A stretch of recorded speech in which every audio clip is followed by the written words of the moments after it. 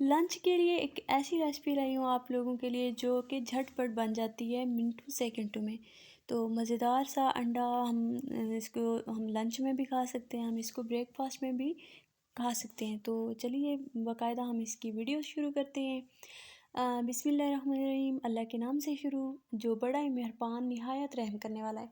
इसी प्यारी सी बात के साथ मैं उम्मीद करती हूँ आप लोग सब ठीक होंगे और खैर व आफियत से होंगे।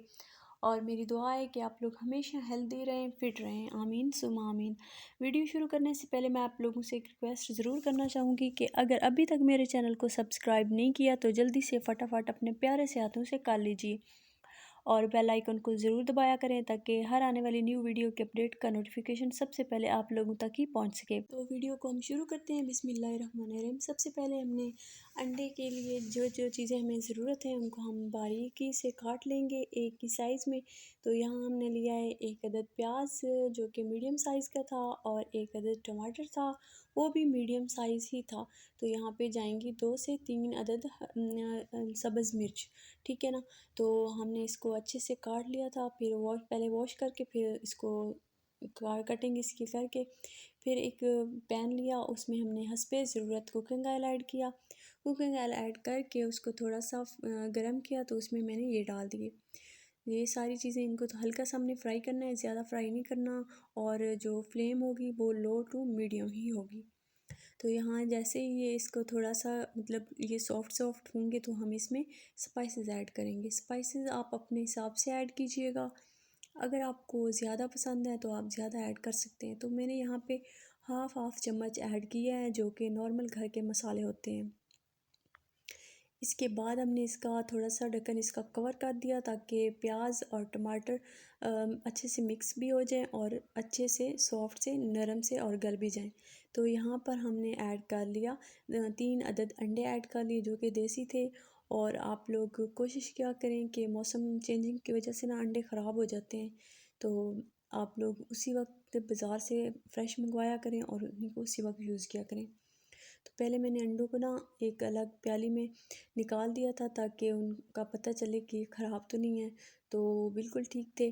तो मैंने उसी तरीके से फिर इसमें ऐड कर दिया। तो यहाँ पर हमारा सालन बिल्कुल डन है अंडे का, प्याज का और टमाटर का।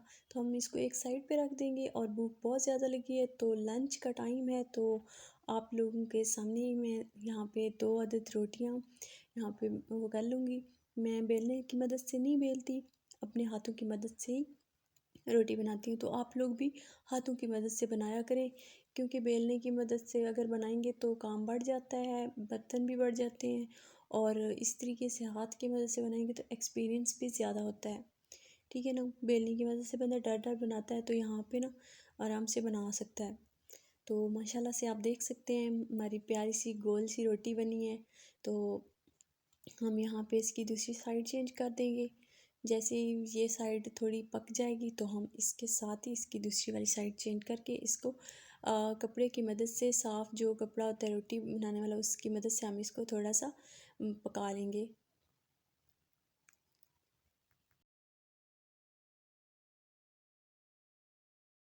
यहाँ पर हमारी रोटी बिल्कुल बन के तैयार हो चुकी है। माशाल्लाह से आप इसके फूल देख सकते हैं, प्यारे प्यारे से फूल आए हैं रोटी पे। तो रोटी हमेशा सफ़ेद और अच्छी बनी हुई प्यारी लगती है, मतलब कि जली हुई नहीं होनी चाहिए। रोटी के ऊपर कोई भी काला वाला फूल नहीं होना चाहिए। तो हमने इसके साथ ही मैंने दूसरी रोटी भी इसमें तवे पे डाल दी है, तो उसको भी हम इसी तरीके से बनाएंगे। ये उन लोगों के लिए मैं बता रही हूँ जो न्यू बिगनर्स हैं, मतलब जो हमारी प्यारी सी बच्चियाँ हैं जो सीख रही हैं। पहले भी मैंने एक वीडियो यहाँ पे अपलोड की थी आटा गूँदने वाली, अल्हम्दुलिल्लाह से वो वीडियो मेरी वायरल गई है। तो आप लोगों के सपोर्ट की मुझे बहुत ज़्यादा ज़रूरत है, तो आप लोग मुझे सपोर्ट करें। इंशाल्लाह फिर मैं इसी तरह की आसान सी वीडियोस आप लोगों के लिए लाऊंगी और इससे भी कोशिश करूँगी इससे भी ज़्यादा अच्छे से आप लोगों के लिए वीडियो बनाकर लेकर आ सकूँ। तो यहाँ पे ये रोटी भी डन हो चुकी है, तो मैंने साथ ही तीसरी रोटी भी इस पे डाल दी है। तो जैसे ही ये बनती है तो फिर मैं आपको चेक भी करवाती हूँ कि हमारा सालन कैसा बना है। तो आप लोग इस तरीके से ज़रूर ट्राई कीजिएगा, लंच के लिए बेस्ट ये रेसिपी है। तो फटाफट बन भी जाती है और अच्छी भी बहुत लगती है, मज़े की लगती है। इसको आप चाहें तो नाश्ते में भी बना सकते हैं, कोई इशू वाली बात नहीं है। तो यहाँ पे अगर हम देसी अंडा यूज़ करेंगे तो उसका अलग ही फ्लेवर आता है, टेस्ट आता है। और अगर आप ब्रॉयलर वाले अंडे यूज़ करते हैं तो उसका भी फ्लेवर अच्छा आता है, बट जो देसी अंडे का होता है वो उसमें अलग ही एक बात होती है। यहाँ पे हमारी रोटियाँ बिल्कुल बन के तैयार हो चुकी हैं माशाल्लाह से। आप देख सकते हैं एक प्यारी सी खुशबू भी आ रही है। आप लोग बस देख रहे हैं तो आप लोगों को नहीं आ रही होगी, तो मुझे अच्छी वाली खुशबू आ रही है। यहाँ पे मैं आपको टेस्ट करके भी बताती हूँ कि हमारी रोटियाँ और हमारा अंडे का सालन कैसा बना है। तो माशाल्लाह से शक्ल से भी बहुत प्यारा लग रहा है, अल्हम्दुलिल्लाह मज़े का बना है।